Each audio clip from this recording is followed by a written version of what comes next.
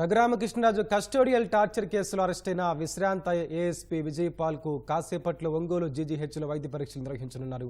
దీనికి సంబంధించి మరింత సమాచారం మా ప్రతినిధి సురేష్ ప్రత్యక్ష ప్రసారం అందిస్తారు.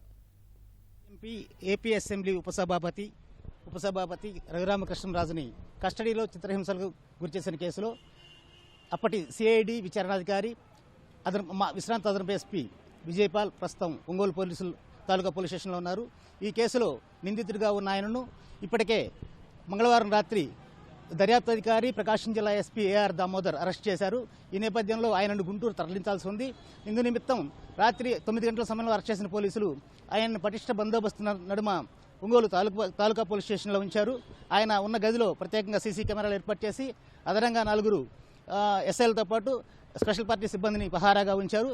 ఈ రోజు ఉదయం ఆయనకు ఒంగోలులో వైద్య పరీక్ష నిర్వహించాల్సి ఉంది. రాత్రి 10:30 గంటల సమయంలో ఒంగోలు జీజీహెచ్ అధికారులకు పోలీసు అధికారులు ఆయన ఆరోగ్య పరిస్థితిని సమీక్షించాలని లేఖ ఇచ్చారు. ఆ సమయంలో రాత్రి 11:30 గంటల సమయంలో క్యాజువాలిటీ వైద్య సిబ్బంది వచ్చి ఆయనని పరీక్షించారు. తనకు పెద్దగా ఆరోగ్య సమస్యలు లేవని ఆయన చెప్పినట్టు తెలిసింది.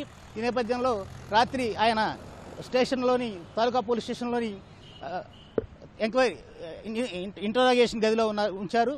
అక్కడ ఆయనకి పడుకోవడానికి బలమే పడుకోవడానికి అధికారులు అవకాశం ఇచ్చినప్పటికీ తాను చాప మీద పడుకుంటా అని చెప్పి అక్కడ పడుకున్నారు. ఉదయం నుంచి ఆయన మళ్ళీ దైనందిన కార్యక్రమాలు స్టేషన్లోనే పోలీసులు అదుపులోనే చేస్తూ ఉన్నారు.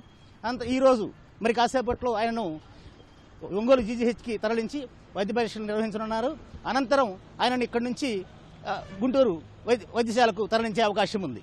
ఈ దాదాపు మధ్యాహ్నం 12 గంటల తర్వాతనే ఆయనను ఇక్కడి నుంచి తరలిస్తారని అధికారులు చెబుతున్నారు. ఇప్పటికే ఒంగోలు డీఎస్పీ రాయపాటి శ్రీనివాసరావు గారు ఇక్కడికి వచ్చి ఆయన్ని చూసి వెళ్లారు, పరిస్థితిని ఇక్కడ పరిశీలించి వెళ్లారు. మధ్యాహ్నం 12 గంటల తర్వాత ఆయనను గుంటూరు వైద్యశాలకు గుంటూరు న్యాయస్థానానికి తరలించే అవకాశం ఉందని పోలీసు అధికారులు చెబుతున్నారు.